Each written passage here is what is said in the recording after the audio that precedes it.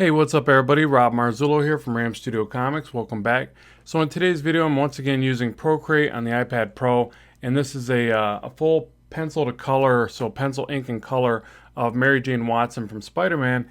And this is really just kind of a benchmark or a test. I'm always trying to see if I can use this specific configuration of tools to do full-fledged comic art.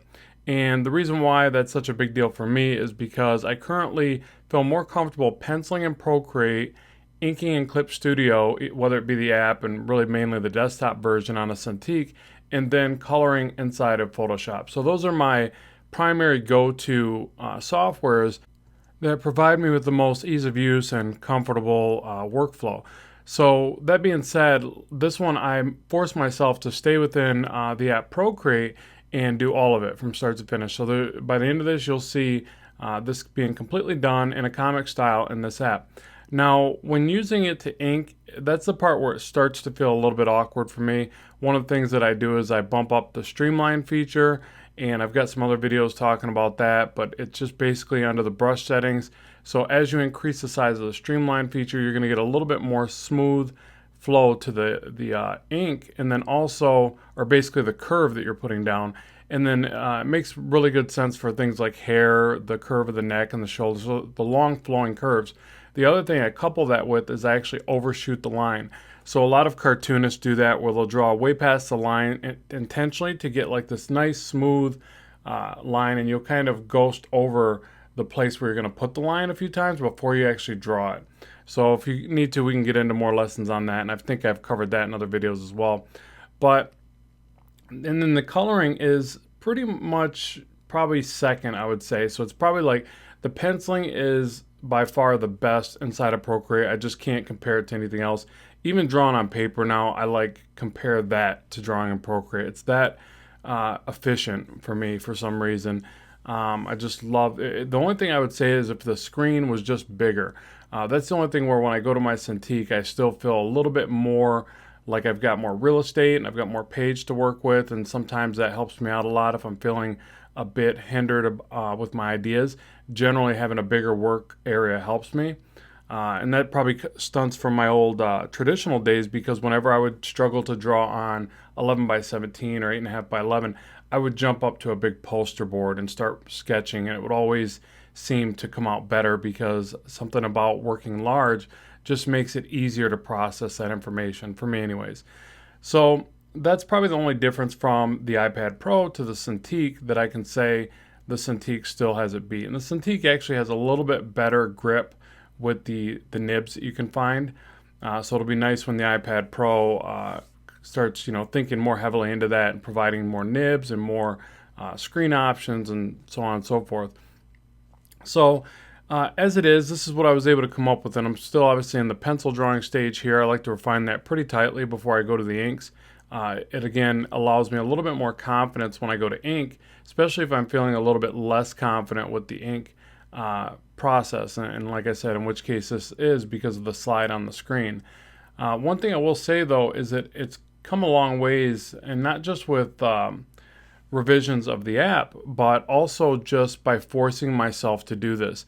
So I think this is a really important thing for artists to be aware of. I mean, obviously we all know this, like when you first start drawing, you go to draw on paper and you start with a regular pencil that you get from school and some regular copy paper, whatever.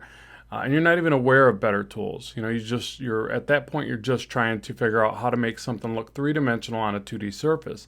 So knowing that, and then as you progress, you look for better tools and things like that. And sometimes I think that actually confuses you more than helps you. But whatever, you naturally do that to try to get the best out of your work. So knowing that, I think it's important when you run into a problem with digital art is to think that way and go, okay, this app doesn't work as well as I would like, but it's got some real strengths to it and it's portable. So I'm going to keep making it work. And that's really my thought process. I'm like, I need to be able to draw on the go and complete my work in a way that I would feel comfortable doing it in my studio. That just affords me a lot of opportunities to do more comic conventions, to be sitting on a beach somewhere drawing a comic. I don't know why I keep revisiting that thought in my mind.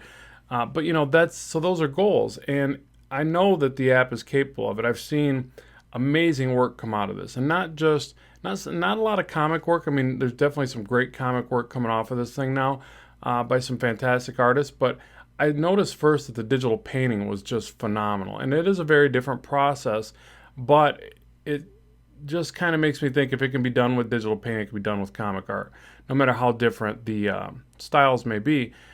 So that's really what kept me, pushing forward and trying to get a little bit better each time. Is this going to be, perfect, and is this my end result of what I'm looking for? No, of course not. I'm continually going to be trying to get better and studying from artists that are better than me and trying to learn from their styles and what I can do to make my style better and things like that, and just increase over time. But I started to feel with this piece that this is pretty much to a level where I would consider it good enough to put in a book or on a digital comic. I would very much, assume that this would be good enough for that, based on my own expectations. You guys are welcome to obviously critique it and let me know what you think. But so that's kind of my goal, is to keep getting a little bit closer each time. With the colorization, because I get a lot of questions on the channel for that, all I'm really doing here is I'm using two different types of layers mainly, like one for darken, which will be multiply, and then one for lighten, which will be screen or add glow. And then I draw out shapes with the selection tool, I brush it in with the soft brush, and then I turn the selection off and I erase parts of it back. That's really all I'm doing, other than the flats that you saw initially, and then the patterns are basically custom brushes. So I am cheating there, but sorry, it works, it's easy, I'm gonna do it. But yeah, so if you got any questions on it, I'd love to hear them, and I'll be sure to fire back and let you know what I think, and then or what I can help you with. And I'll make sure to do more videos. There are some videos coming up on coloring techniques, because a lot of people have been asking for that lately. We'll probably even do some live streams for that.